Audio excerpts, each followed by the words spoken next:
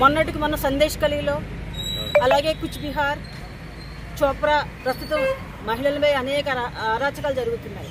బెంగాల్లోని ముస్లిం షరియా చట్టాలు వర్తిస్తున్నాయా అన్నది మన భారతదేశంలో ఉండి కూడా ప్రార్థన చేస్తున్నటువంటి అర్థం కాని పరిస్థితి అనేక పర్యాయాలు జరుగుతున్నాయి. నీరెట్టినట్టు యావత్